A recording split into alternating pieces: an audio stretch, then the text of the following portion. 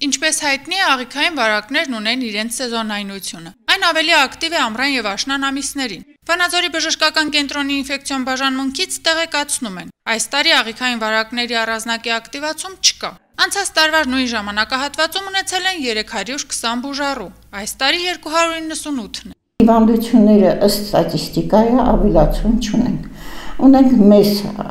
բնորոշ հավասարաչափ հիվանդների քանակ, հիմնականում աղիքային վարակները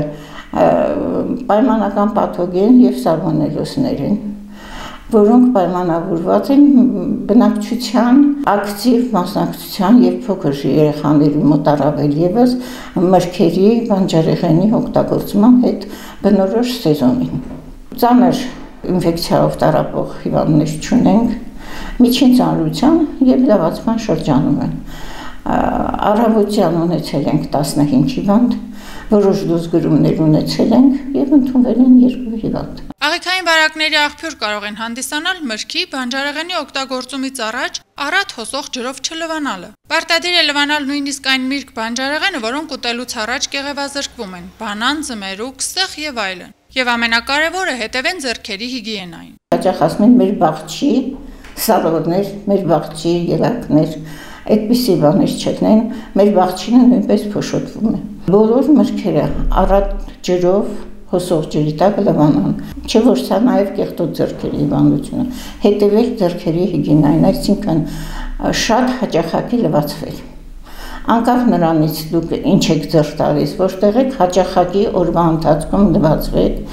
օճառով լվացվեք, լվացվացրեք նաև ձեր երեխաներին եւ ձեր երեխաների մոտ թող մնա որպես կանոն անընդհատ լվացվելը, դրսից գալուց լվացվելը,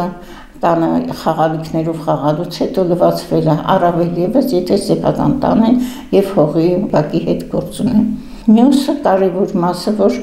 ձուն նույնպես լվանա։ Սալմոնելոզի հիմնական մասը դա լինում է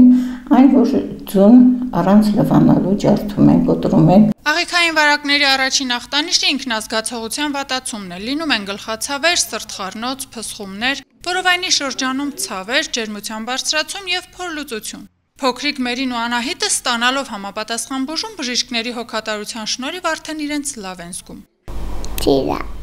Ծիրան, ու փորիկը ցաված։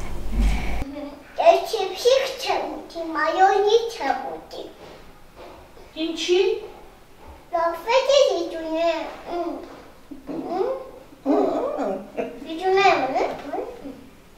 Փորիկը ցավացնում է։ Բժիշկների հորդորն է չզբաղվել ինքնաբուժությամբ եւ առաջին իսկ ախտանշանների դեպքում դիմել բժշկի։ Առաջին իսկ նշանների դեպքում թող դիմեն թեկուզ իրանց թաղամասային բժշկին եւ արդեն կողմնորոշվեն, որտեղ կարող են իրենց երեխային կամ իրենց օգնությունը ստանալ։ Երբեք չզբաղվել ինքնաբուժմամբ կամ